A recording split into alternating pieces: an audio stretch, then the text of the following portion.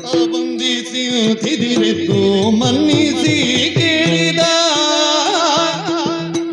ಬಂದಿರೆಲ್ಲಿಂದ ನೀವು ಇಂದೇನು ಬಯಸುವಿರೆಂದೇನೆ ಕೇಳಿದ ಕೇಳಿದರೊಂದು ಸಾವಿರ ಗುಣವು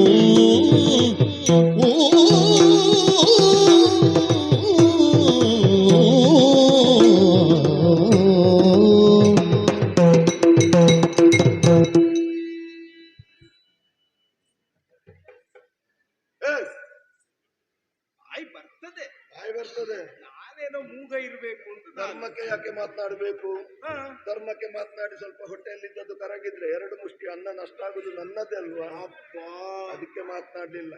ಹಾಗೆ ಪಕ್ಕ ಎದ್ದು ಬಂದದ್ದು ನಾನು ನಿಮಗೆ ಗೌರವ ಕೊಡ್ಲಿಕ್ಕಲ್ಲ, ಮತ್ತೆ ಉಪಚಾರಕ್ಕಾದ್ರೂ ಕುಳಿತುಕೊಳ್ಳಿ ಅಂತ ನಾನು ಹೇಳಬೇಕೋ ಬೇಡವಾ? ನೀವೆಲ್ಲಿ ಆಸನದಲ್ಲಿ ಕುಳಿತುಕೊಂಡ್ರೆ ಅದು ಸವೆದು ಹೋಗುದಿಲ್ವಾ? ಆ ನಷ್ಟ ಕೊಡುವುದು ಯಾರು? ನಮ್ಮಲ್ಲಿ ನಷ್ಟ ಆಗ್ಲಿಕ್ಕೆ ಇಲ್ಲ ಕಾಣುತ್ತದೆ. ನಾನು ಯಾವುದಾದ್ರೂ ಲೆಕ್ಕಾಚಾರ ಬಿಟ್ಟು ಹೋಗುವನಲ್ಲ. ಅಮ್ಮಗಳಿರ ಅಪ್ಪಗಳಿರ ಅಯ್ಯೋ ಏನು ಎಷ್ಟು ಒಳ್ಳೆಯ ಸಂಸ್ಕಾರ ಉಂಟು ಇವನಿಗೆ. ನಮಸ್ಕಾರಗೊಂಡ ನಷ್ಟ ಹಾಕೊಂಡದಲ್ಲ, ನಷ್ಟ ಆಗ್ತದೆ. ನಮಸ್ಕಾರ ಹೆಚ್ಚು ಕೊಡ್ಲಿಕ್ಕಿಲ್ಲ. ಎಷ್ಟು ಒಳ್ಳೆಯ ಅಮ್ಮಗಳಿರ ಅಂತ ಯಾಕೆ ಕರೆಯುವುದು? ಅದು ಆಯುಷ್ಯಕ್ಕೂ ಒಳ್ಳೇದು, ಆರೋಗ್ಯಕ್ಕೂ ಒಳ್ಳೇದು. ನನ್ನ ಹೆಂಡತಿಯನ್ನು ಬಿಟ್ರೆ ಉಳಿದವರನ್ನೆಲ್ಲ ನಾನು ಹಾಗೆಯೇ ಕರೆಯುವುದು. ಮತ್ತೆ ಅದು ಆರೋಗ್ಯಕ್ಕೂ ಒಳ್ಳೆಯದು, ಆಯುಷ್ಯಕ್ಕೂ ಒಳ್ಳೇದು. ಹೌದೌದು. ಈಗ 70 ಹತ್ತಿರ ಆಯ್ತು. ಹುಣಸೆ ಬೀಜ ಜಗಿಯುವಷ್ಟು ಗಟ್ಟಿ ಉಂಟು ಹಲ್ಲು.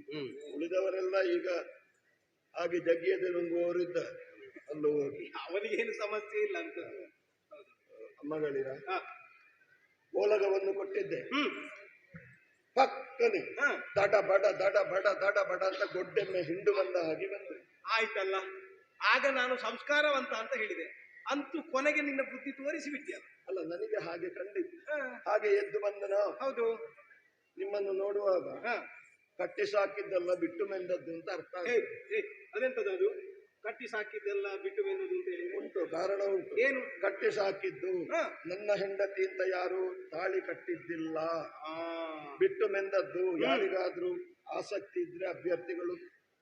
ಓ ಹಾಗೆ, ನಮಗೆ ಮದುವೆ ಆಗ್ಲಿಲ್ಲ ಅಂತ ನೀನು ಹಾಗೆ ಬಂದದ್ದು. ಒಳ್ಳೆದಾಯ್ತು, ನಮಗೆ ನಿಮ್ಮಲ್ಲಿ ಮಾತಾಡ್ಲಿಕ್ಕೆ ಇದ್ದದ್ದಲ್ಲ, ನಮಗೆ ಪಾಂಡ್ಯರಾಜರ ಹತ್ರ ಮಾತಾಡ್ಲಿಕ್ಕಿತ್ತು. ಪಾಂಡ್ಯರಾಜ ಅವ್ರು ಎಲ್ಲಿದ್ದಾರೆ ಅಂತ ಬೇಕಾದ್ರೆ.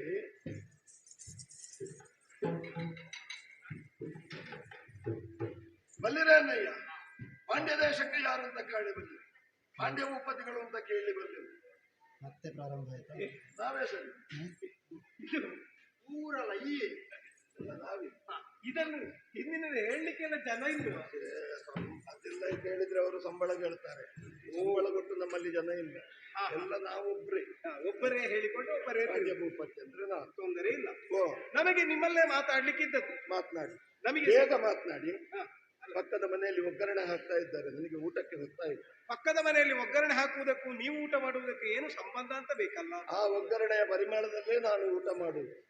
ದೇವರೇ, ಈಗ ಎಂತದ್ದೆಲ್ಲ ಉಂಟು ಲೋಕದಲ್ಲಿ. ಬೊಜ್ಜದವಣ ಸಾಧಿಪೋಡು. ಮತ್ತೆ ನಮ್ಮಲ್ಲೆಲ್ಲ ಒಗ್ಗರಣೆ ಹಾಕುವುದಿಲ್ಲ, ಹೆಚ್ಚಾಗಿ ನಾವು ಚಟ್ನಿಯೇ ಮಾಡುವುದು. ಚಟ್ನಿಗೆ ಒಗ್ಗರಣೆ ಹಾಕುವ ಕ್ರಮ ಇಲ್ಲ. ಹಾಗೆ ಹಾಗೆ ಮತ್ತೊಂದುಂಟು, ಉಳಿದ್ರೆ ನಾಳೆಗೂ ಆಗ್ತದೆ, ಉಳಿದ್ರೆ ನಾಳೆಗೂ ಆಗ್ತದೆ ಇಟ್ಟು ಹಾಗೆ. ಅದು ತೊಂದರೆ ಇಲ್ಲ. ನಮಗೆ ಸ್ವಲ್ಪ ಸಾಲ ಬೇಕಿತ್ತು. ಸಾಲ? ಹೌದು. ಇಲ್ಲಿ ಬಂದಿಮ್ಮ ಅಂದೆ, ಸಾಲ ಅನ್ನುವ ಶಬ್ದದ ಅರ್ಥ ಗೊತ್ತುಂಟ ನಿಮಗೆ? ಗೊತ್ತಿದೆ. ಏನು? ನಮ್ಮಲ್ಲಿದ್ದದ್ದು ನಮಗೆ ಸಾಲ, ಹಾಗಾಗಿ ನಾವು ನಿಮ್ಮಲ್ಲಿ ಕೇಳ್ತಾ ಇರುವುದು ಸಾಲ. ಆದ್ರಿಂದ ನೀವು ಸಾಲಕ್ಕೆ ಬಂದವರು ಅಲ್ವಾ? ಸಾಲ ಶಬ್ದದ ಅರ್ಥ ಗೊತ್ತುಂಟ? ಏನು? ಪಡೆದುಕೊಂಡ ಹಣಕ್ಕೆ ಕಳೆದು ಹೋದ ಕಾಲಕ್ಕೆ ಆಗುವಂತಹ ಅಸಲು ಬಡ್ಡಿ ಐವೇಜನ್ನು ಏಕಕಾಲದಲ್ಲಿ ಕೇಳಿದಲ್ಲಿ ವಸೂಲಿ ಕೊಡುತ್ತೇನೆ ಅನ್ನುವ ಷರತ್ತಿನಲ್ಲಿ ಪಡೆದುಕೊಳ್ಳುವುದೇ ಸಾಲ. ಈಗ ಸಾಲಕ್ಕೆ ಬಡ್ಡಿ ಉಂಟಾ? ಬಡ್ಡಿ ಉಂಟು, ಬಡ್ಡಿ ಇಲ್ಲದೇನು? ನೀರು ಹೋದಲ್ಲಿ ಕೆಸರು, ಹಣ ಹೋದಲ್ಲಿ ಬಡ್ಡಿ. ನನ್ನ ಕಾಲದಲ್ಲಿ ಎಲ್ಲ ಹಿರಿಯರ ಕಾಲದಲ್ಲೂ ಇತ್ತದು. ಹಾಗೆ ದಾನ ಎಲ್ಲ ಕೊಡುವ ಕ್ರಮ ಇಲ್ಲ. ದಾನ ಎಲ್ಲ ಎಳ್ಳಮಾವಾಸ್ಯೆ ದಿವಸ ಸವಕಲ ನಾಣ್ಯ ಇದ್ರೆ ನಾವು ಸಮುದ್ರ ತೀರದಲ್ಲಿ ಕೊಡ್ತೇವೆ. ಅದು ಕೂಡ ಸವಕಲು ಕೊಡು.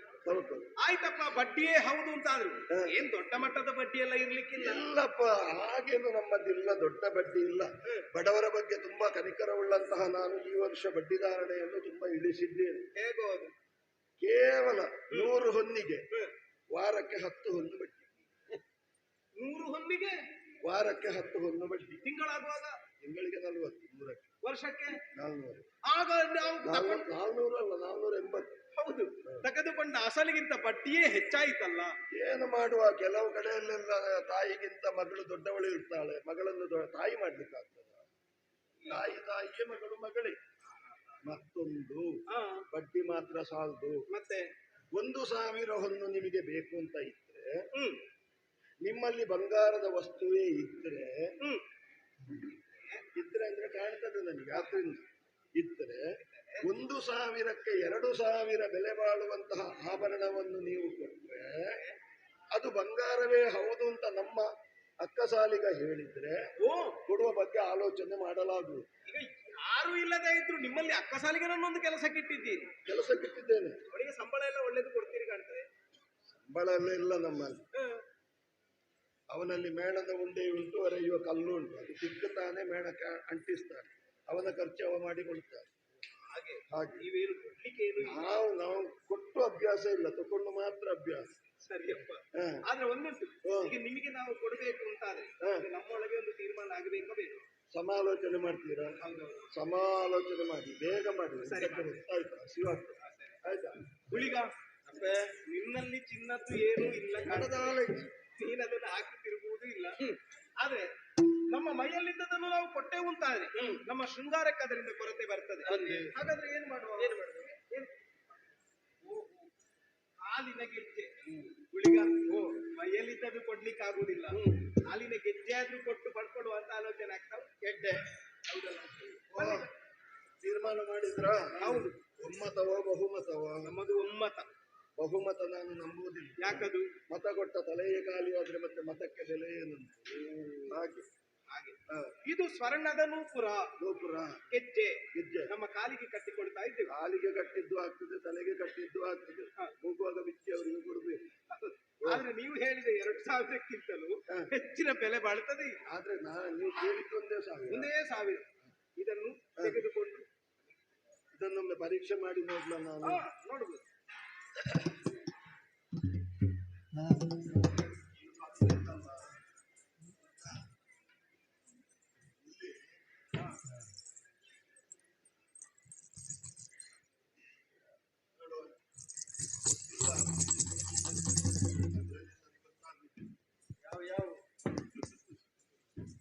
ಇದೊಂದು ಹಿಡ್ಕೊ.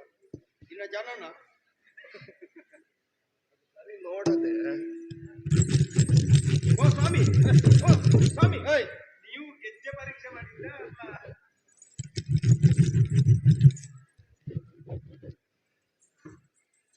ಅದ್ಯಾಕೆ ಹಾಗೆ?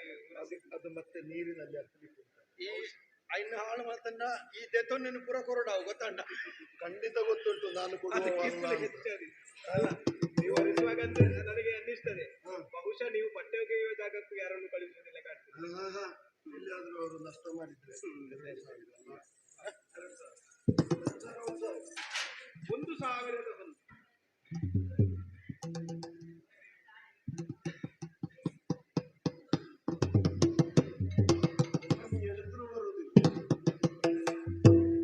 ಮತ್ತೆ ಗಂಟೆ ಗಂಟೆ ತೀರೇ ಗೊತ್ತು. ಹೌದು, ಏನು ಮಾಡುವ, ಇನ್ನು 8 ವರ್ಷ ದುಡಿಲಿಕ್ಕಿಲ್ಲ ಅಂತ ನನಗೆ ಗೊತ್ತುಂಟು. ಅದಕ್ಕೆ ಗಂಟು ನೋಡಿ. ಸರಿ, 1,000 ಅಮ್ಮ. ಇದು ಅಸಲು ಯಾವಾಗ ಕೊಟ್ಟರು ತೊಂದರೆ ಇಲ್ಲ, ವಾರ ವಾರ ಬಡ್ಡಿಯನ್ನು ಮುಟ್ಟಿಸಬೇಕು. ಮುಟ್ಟಿಸದಿದ್ರೆ ನಿಮಗೆ ನಿದ್ದೆ ಬರಲ್ಲ. ನನಗೆ ಬಡ್ಡಿ ಬರೋದಿದ್ರೆ ನಿದ್ದೆ ಬರುವುದಿಲ್ಲ. ಹಾಗಾದ್ರೆ ಅವ ಹೇಳಿದ್ದು ಸರಿ ಉಂಟು.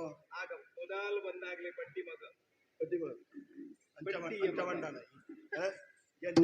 ಎನ್ನ ಭಾಷೆ ಬರ್ಪುಣ್ಯಕ್ಕೆ ಏನು ಮಾರದೆ, ನಾವೆಲ್ಲ ಅದೆಲ್ಲ ಕಲ್ತೆ ಬಂದದ್ದಿಲ್ಲಿಗೆ, ನಾವು ಎಲ್ಲದಕ್ಕೂ ಅಯ್ಯ. ಆದ್ರೆ ಒಂದು ಶರ್ತ ಉಂಟು, ನಾವು ಕೊಟ್ಟಂತಹ ನೂಪುರವನ್ನು ಯಾವುದೇ ಕಾರಣಕ್ಕೂ ನಿಮ್ಮ ವೈಯಕ್ತಿಕ ವಿಚಾರಗಳಿಗೆ ಬಳಸಿಕೊಳ್ಳಕೂಡದು. ನೀವು ಅದನ್ನು ಕಟ್ಟಿಕೊಳ್ಳಕೂಡದು. ಈ ಗೆಜ್ಜೆ ಕಟ್ಟುವುದು ಯಾರು? ಕುಣಿಯುವವರಲ್ಲ. ನಾನು ಕುಣಿತೇನೆ, ನೀವು ಕುಣಿಯುವುದಿಲ್ವ? ಇಲ್ಲಪ್ಪ, ಬಂದೇನಾದ್ರು 4 ಮಾತನಾಡಿ ಹೋಗುದಷ್ಟೇ. ಕಾಲ ಹೋಯ್ತು. ಈ ನಲಿಪುನ ಎತ್ತೊಂದು ಗೊತ್ತಾಂಡ ಬುಕ್ಕರಿಯನ್ನು ನಲಿಪ್ಪ ಬಂದ ಅಷ್ಟೇ ಮಾಡುದು. ಇದರ ಬಗ್ಗೆ ಹೊಣೆಗಾರಿಕೆ ಇರಲಿ. ನನಗೆ ಉಪಯೋಗ ಇಲ್ಲ. ಇದನ್ನು ಅಸಲು ಬಡ್ಡಿ ಖಂಡಿತವಾಗಿ ಅಸಲು ನಿಧಾನ ಬಡ್ಡಿ ಬರುತ್ತೆ. ಗುಳಿಗ ಒಂದು ಸಿಕ್ಕಿದೆ, ಇದನ್ನು ಹಿಡಿದು ಬಾಳಿಗೆ ತಂದಿದೆ.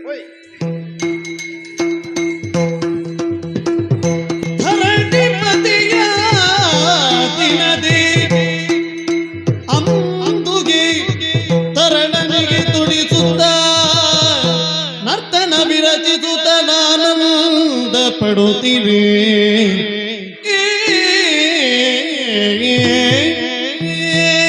ಏನು ರಗಳೆ ಮಾಡ್ತಾನೆ ನನ್ನ ಮಗ. ಒಂದು ಗಳಿಗೆ ಕೂತು ಸಾಯ್ಲಿಕ್ಕಿಲ್ಲ.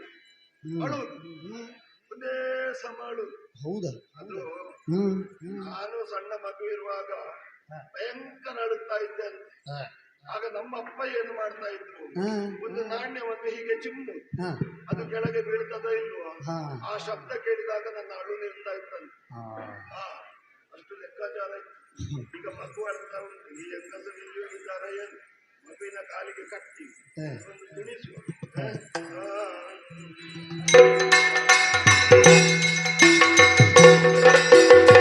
ಕೆರಳಿ ಭಗವತಿ ಮೋಡ ಮಣಿಕಣಿ ಧರಿಸಿ ಮೆರೆಸಿದೆ ನಿನ್ನ ಧರಣ ಪರಿಯ ನೋಡಲು ತೆತ್ತಿ ಎಸೆದಳು ಹೂವೆ ಮರಕಾಗ.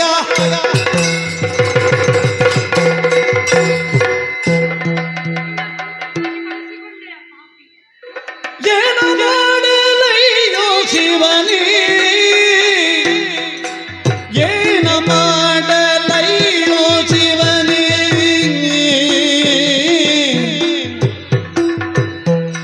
ಹಾನಿಯಾದ ನನ್ನ ಸುತನು ಯೋಗವೇ ಬಂದ ಭಾಗ್ಯವೇ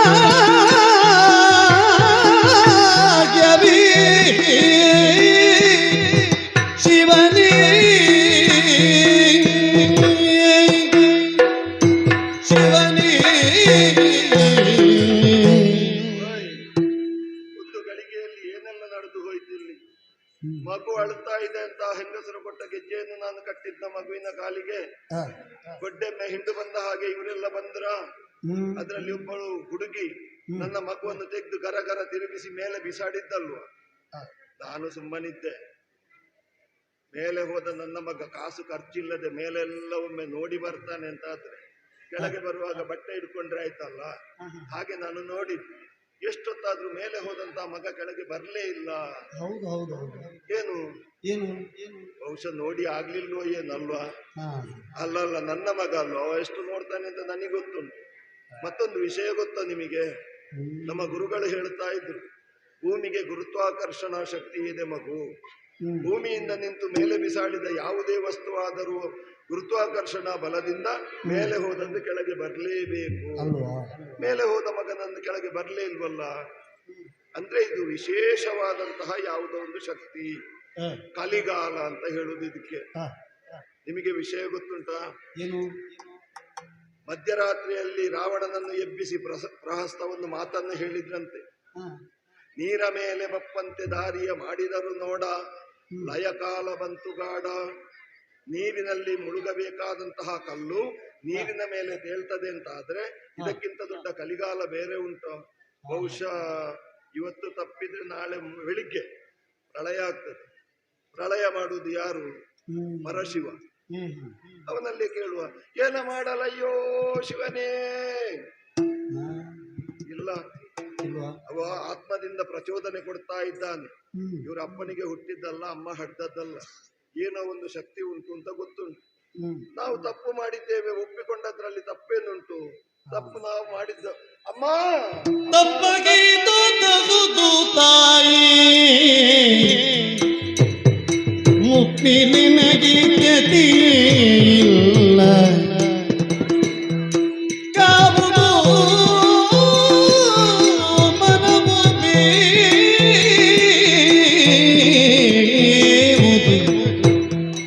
ತಪ್ಪಗೈದು ತಗುದು ತಾಯಿ ತಾಯಿ.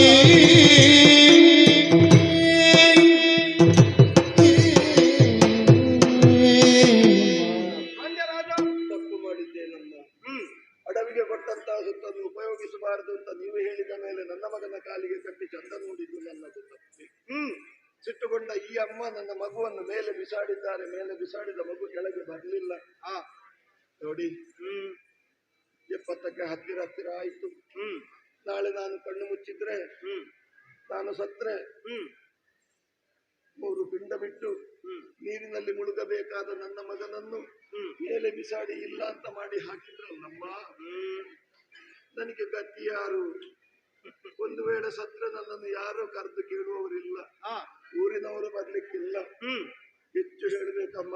ಅದ್ಯಾಕೆ ಊರಿನವರು ಬರುವುದಿಲ್ಲ? ನಾನೆಲ್ಲಿಯಾದ್ರೂ ನಾಳೆ ಸತ್ತೆ ಅಂತ ಆದ್ರೆ ನನ್ನ ಈ ಊರಿನವರು ಬಂದು ನನ್ನ ಅಂತ್ಯಕ್ರಿಯೆ ಮಾಡೋದು ಬಿಡಿ, ನನ್ನ ಹೆಣವನ್ನು ನೋಡಿ ಅಂತ ಉಗಿಲಿಕ್ಕಿಲ್ಲ. ಹೌದಾ? ಅದ್ಯಾಕೆ ಅದು? ಅಷ್ಟು ಒಳ್ಳೆ ಜನ ನಾನು ಈ ಊರಿನಲ್ಲಿ. ಆದ್ರಿಂದ ಅಮ್ಮ, ನನ್ನ ಹೆಣ ಒಂದು ಬೀದಿ ಹೆಣ ಆಗುವ ಹಾಗೆ ಮಾಡಬೇಡಿ. ಗತಿ ಇಲ್ಲಮ್ಮ, ನನಗೆ ಗತಿ ಇಲ್ಲ. ಮರುಗುವ ಭೂಪನ ಕಂಡು ಕನಿಕರಿಸುತ್ತ ದೇವಿಯರಂದು ತರಣನು ನಮ್ಮವ ಸಿಗಲಿನಗೆಂದಿದು ಮರುಗದಿರೈ ಮರುತರ ಮರುದಿದರು. ಮರುಗುವ ಭೂಪನ ಕಂಡು ಕನಿಕರಿಸುತ್ತ ದೇವಿಯರಂದು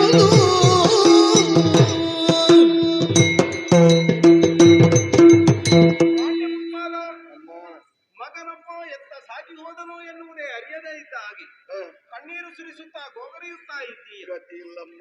ನಮ್ಮ ಪೂರ್ವಾಪರವನ್ನು ನೀನು ಅರಿಯದೇ ಇರುವ ಕಾರಣದಿಂದಲಾಗಿ ನಾವು ಹೇಳಿದ ಮಾತಿಗೆ ತಪ್ಪಿ ನೀನು ನಡೆದು ಬಿಟ್ಟೆ. ನೀವು ಯಾರು ಅಂತ ಗೊತ್ತಾಗ್ಲಿಲ್ಲ. ನಾನು ವೈಕುಂಠವಾಸಿಯಾದ ಶ್ರೀಮನ್ನಾರಾಯಣನ ಮಕ್ಕಳೇ ನಾವಿದ್ದೇನೆ. ಶ್ರೀಮನ್ನಾರಾಯಣನ? ಹೌದು. ನನ್ನ ಅಕ್ಕ ತಂಗಿಯರು. ನಿನಗೆ ಒಂದು ಯಾವುದೆಲ್ಲ ಸಂಬಂಧ ಬರ್ತದೆ? ಹೌದು. ಅದೇ ಹೇಗೆ ನಿನಗೆ? ಇಲ್ಲದ ಸಂಬಂಧ ಅಲ್ಲ. ಮತ್ತೆ ನನ್ನ ಹಾಗೆ ಸ್ವಲ್ಪ ಹಣ ಇರುವವನನ್ನು ಕರೆಯುವುದು ಹೇಗೆ? ಹೇಗೆ? ಅವನಿಗೆ ಏನಯ್ಯ ಲಕ್ಷ್ಮೀ ಪುತ್ರ, ನಾನು ಲಕ್ಷ್ಮೀ ಪುತ್ರ, ನೀವು ನಾರಾಯಣನ ಮಕ್ಕಳು, ಅವರು ಗಂಡ ಹೆಂಡತಿ, ನಾವಣ್ಣ. ಹಾಗಲ್ಲ ಅದು. ಹಾಗಂತ ನಿನ್ನ ಕೈಯಲ್ಲಿ ಹಿಡಿದಂತ ನಿನ್ನ ಮಗನನ್ನು ನಾವು ಎತ್ತಿ ಮೇಲಕ್ಕೆ ಬಿಸುಟು ಆಗಿದೆ. ಇನ್ನು ಅವನು ಯಾವ ಕಾರಣಕ್ಕೂ ನಿನ್ನ ಕೈಗೆ ಸೇರುವುದಿಲ್ಲ. ನನಗೆ ಗತಿ ಇಲ್ವೋ ಅಮ್ಮ? ಅವ ಇನ್ನು ಮುಂದೆ ನಮ್ಮ ನಾವೆಯ ಕುವೆಯಲ್ಲಿ ಧ್ವಜರೂಪದಲ್ಲಿ ಇರ್ತಾನೆ. ಧ್ವಜ? ಹೌದು. ಕುವೆಯಲ್ಲಿ? ಹೌದು. ಧ್ವಜ ಧ್ವಜವಾಗಿರ್ತಾನೆ. ಅಲ್ಲಿದ್ದು ಧ್ವಜ ಹಿಡಿದ್ರೆ ಒಳ್ಳೇದಮ್ಮ, ಬೀದಿಯಲ್ಲಿ ಧ್ವಜ ಹಿಡಿದ್ರೆ ಭಾರಿ ಕಷ್ಟ. ಆದ್ರೆ ಮತ್ತೊಂದುಂಟು. ಈಗಾಗಲೇ ಮಕ್ಕಳಿಲ್ಲ ಅಂತ ನೀನು ಗೋಗರಿತಾ ಇದ್ದೀಯ. ಆದ್ರೆ ನಿನಗೆ 5 ಮಕ್ಕಳ ಫಲ ಉಂಟು ಅಮ್ಮ. ಹೌದು ಅಂತ ಹೇಳಲಿಕ್ಕೆ ಧೈರ್ಯ ಇಲ್ಲ, ಅಲ್ಲ ಅಂತ ಹೇಳಲಿಕ್ಕೆ ಧೈರ್ಯ ಇಲ್ಲ. ಹೌದು ಅಂತ ಹೇಳಲಿಕ್ಕೆ ನಾನು ಕಲ್ತದ್ದು ಬಿಡುವುದಿಲ್ಲ. ನನಗೆ 70 ಹತ್ತಿರ ಆಯ್ತು. ನನ್ನ ಹೆಂಡತಿಗೆ 60 ಕಳೆಯಿತು. ಮೊನ್ನೆ ಋಷಿ ಪಂಚಮಿ ಕಳೆದದ್ದು. ಇನ್ನು ನಮಗೆ 5 ಮಕ್ಕಳ. ಹೌದು. ನಾನಾದ್ರೂ ಪ್ರಯತ್ನ ಪಟ್ಟೇನು, ಅವಳಿಂದ ಸಾಧ್ಯ ಇಲ್ಲಮ್ಮ. ನನಗೆ ಹೇಗೆ ಮಕ್ಕಳಾಗುವುದಿಲ್ಲ? ಹಾಗಲ್ಲ, ಮಕ್ಕಳಾಗುವುದು ಪೂರ್ವ ಪುಣ್ಯದ ಫಲವಾಗಿ. ಋಣ ಇಲ್ಲದೆ ಇದ್ದವನಿಗೆ ಯಾವ ಕಾರಣಕ್ಕೂ ಮಕ್ಕಳು ಉದಿಸುವುದಿಲ್ಲ. ಹಾಗಾಗಿ ಗತ ಜನ್ಮದ ಒಂದು ಋಣ ಇದ್ದಾದರೂ ಮಕ್ಕಳು ಪಡೆಯುವುದಕ್ಕೊಂದು ಅವಕಾಶ ಇದ್ದರೂ ಇಂದು ನೀ ಮಾಡಿದ ತಪ್ಪನ್ನು ಒಪ್ಪಿಕೊಂಡು ಇನ್ನು ಮುಂದಕ್ಕೆ ದಾನ ಧರ್ಮ ನಾನು ಮೊದಲೆಲ್ಲ ಹೇಳ್ತಾ ಇದ್ದೆ, ದಾನ ಧರ್ಮ ಮಾಡ್ತೀವಿ ಅಂತ ಕೇಳಿದಾಗ ಬರ್ದದ್ದು ನೋಡಿ ದಾನ. ಅದು ಎಂತದ್ದು ಅಕ್ಷರಾಭ್ಯಾಸ ಎಲ್ಲ ಮಾಡಿದ್ದೆ. ತಂದೆ ತಾಯಿಗಳ ಕಾಲದಿಂದ ದಾನ ಧರ್ಮ ನಾಸ್ತಿ. ಅದು ಆಗ ವಿಷಯ. ಹಾಗೆ ಬರ್ದ ಹಾಕಿದ್ದು ನಾನು. ನೀನು ಅದನ್ನು ತೆಗಿಬೇಕು. ಇನ್ನು ದಾನ ಧರ್ಮ ಮಾಡಬೇಕು. ಹೌದು. ಮಾಡಿದ್ರೆ ಅಷ್ಟು ಮಾತ್ರವೇ ಅಲ್ಲ, ನಾವು ದೇವಿಯರಿದ್ದೇವೆ, ನಮಗೆ ಒಳ್ಳೆಯ ದೇವಸ್ಥಾನಗಳನ್ನು ನೀನು ಕಟ್ಟಿಕೊಡ್ಬೇಕು. ಇವನಿಗೆ ಒಂದು ಒಳ್ಳೆಯ ಕಟ್ಟೆ ಆಗಬೇಕು.